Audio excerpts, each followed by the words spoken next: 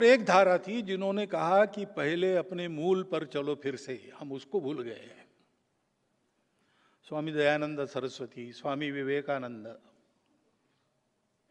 दो मुख्य नाम उसमें लिए जाते हैं, जिन्होंने अपने मूल पर समाज को खींचने का प्रयास किया। उसके चलते जो जो हुआ, इन पहले की तीन धाराओं सहित भारत में आज जो कुछ चल रहा है उस पर इनका प्रभाव है। कहीं ना कहीं प्रेरणा स्रोत वहाँ पर है, कहीं ना कहीं विचार का जो प्रवाह है वो वहाँ से जुड़ता है। परंतु ये चारों धाराएं चली जैसा भारत हमको चाहिए। 75 वर्ष आजादी के पूरे हुए, लेकिन हम अभी ऐसा नहीं कह सकते कि वैसा खड़ा हुआ। इसका कारण क्या है?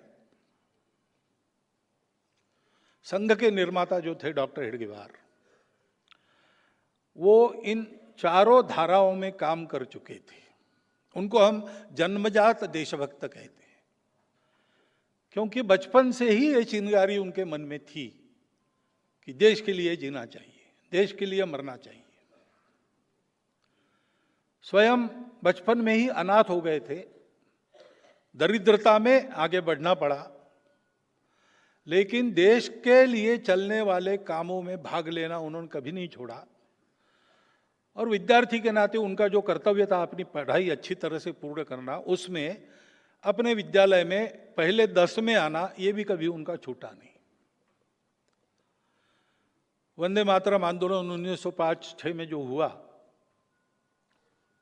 उस समय उन्होंने नागपुर के सारे विद्यालयों में उस आंदोलन का संगठन किया। जब इंस्पेक्टर लोग स्कूल इंस्पेक्शन के लिए आते थे तो हर क्लास में उनका स्वागत वंदे मातरम से होता था। चिढ़कर उन्होंने सारे विद्यालय बंद कर दिए। कौन इसके पीछे पता लगाने का प्रयास किया।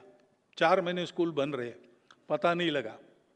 अंत में कॉम्प्रोमाइज हो गया, जो अभिभावक गार्डियंस थे और सरकार इनमें, कि एक नॉमिनल अपॉलॉजी हो जाए स्कूल में एंटर करते समय गेट पर, और शिक्षक खड़ा रहे, वो पूछे गलत हुआ ना, माफी चाहते हो ना, तो मुंडी हिलाना, नॉमिनल अपॉलॉजी।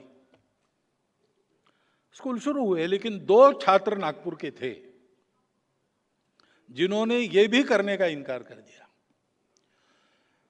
कि भाई भारतवासी हम हैं, भारत माता हमारी, उसके स्वतंत्रता की बात को नकारना सपने में भी हम नहीं कर सकते। वो हमारा श्रद्धा स्थान है। वंदे मातरम कहना